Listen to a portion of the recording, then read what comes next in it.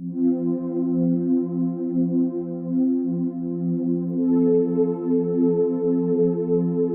one of the most successful comedians in the world. You've built your career on comedy. I'm curious what made you want to do a more serious role?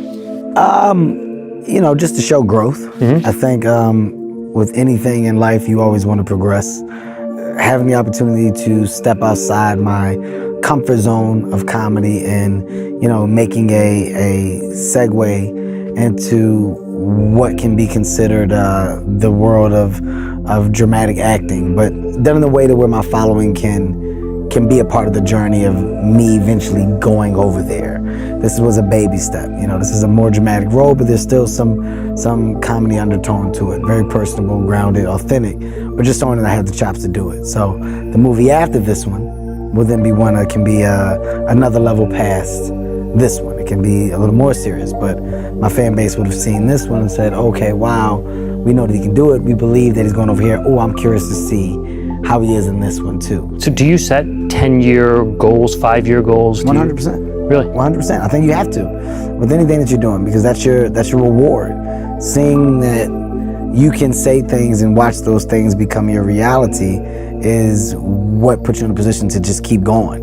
Once you see, oh wow, I said I was going to do this and I did it, and now that I'm here, I'm not done. I'm going to set 5 new goals. Mm-hmm. And I can't wait to achieve these and have the same conversation with myself in years to come. It's just always, it's playing a game with your own mental, I think. And that's why I love writing things down. That's why I love the vision board. That's why I love team meetings and conversation. There's just nothing bad that can come out of them.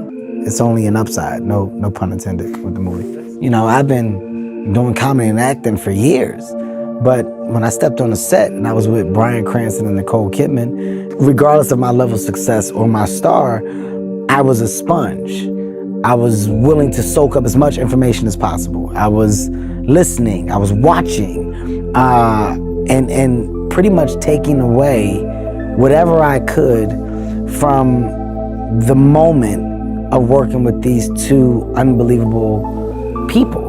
This is an amazing actress and an amazing actor. These are both, they're at the top of their games. They're of the elite. Mm-hmm. So the fact that I'm in that company, I want to make sure that I put myself in the best position to be in the conversations that they're in years to come. The path of your career is a really interesting one because you actually hit it big pretty early. You were in a Judd Apatow TV show, which I think people aspire to. And then Hollywood just kind of stopped working for you. And you went on the road and started doing comedy and working your way back up and becoming big. And then when you came back to Hollywood, totally different Kevin Hart at that point. 100%. I did the shows, I worked with Judd.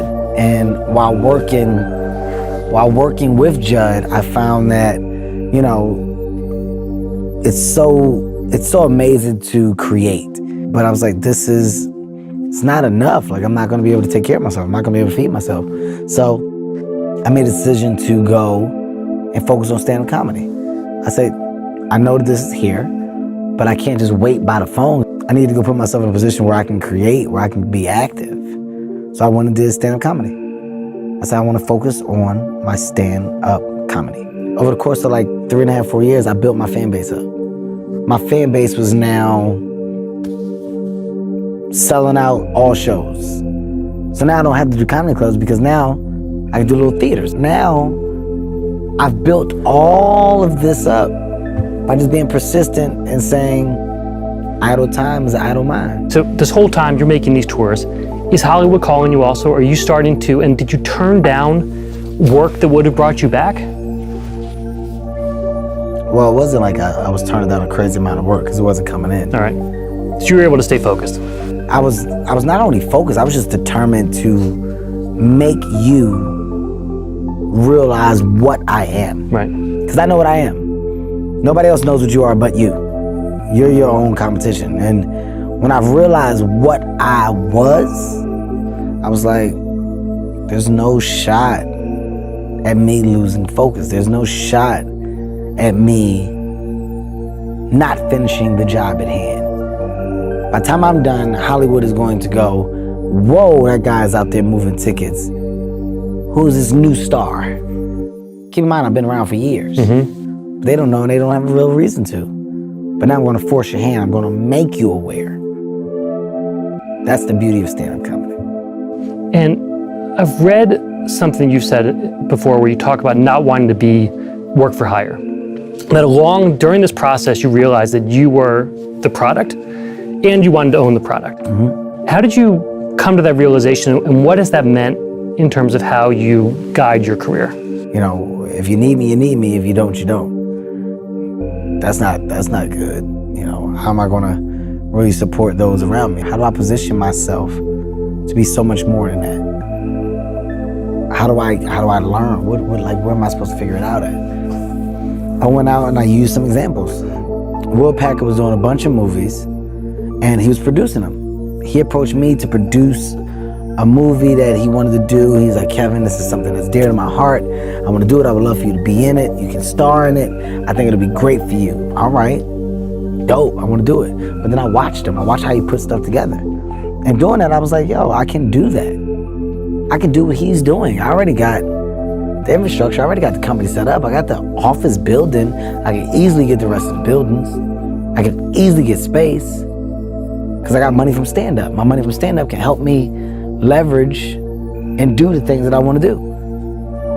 Once I figured out how to get Heartbeat Productions running and off the ground, things started to click so much easier. That was the turning point, starting your own company? Well, because now I'm producing for me. Mm-hmm. Oh my God, this is huge. It clicked. And when it clicked, it kept clicking because now I know how to add on to it. Now I know how to get more deals. Now I know how to not only develop, produce, I also know how to engage. What do you like as a manager? Are you a hands-on guy? Do you build this? Really? Hands-on. Like daily meetings, monthly, you're following, you're looking at the spreadsheets, you're seeing what's going on inside the business. You're hiring. Really? Do you like doing all that? I like it because right now it's my baby. Right. I'm watching it evolve because I'm putting the pieces to the puzzle in place. I'm hiring the right people. I'm having the people that I hire feel comfortable enough to know that they're a part of something that's much, much bigger. Much, much bigger. I spent a lot of this week talking about the Oscars controversy. You talk about helping out young comedians, guiding the way for them. What lessons should they take out of what you've just been through? If you take a lesson from what I've been through, just pay attention. Pay attention, man. Just one man's misfortune is another man's fortune, you know?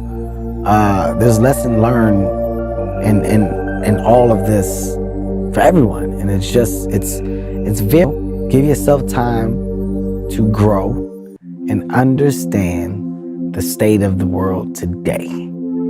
It's different. It's different. But also be true to you. That's another thing that I would say, you know, be true to you. Don't let other people dictate who you are and what you should be.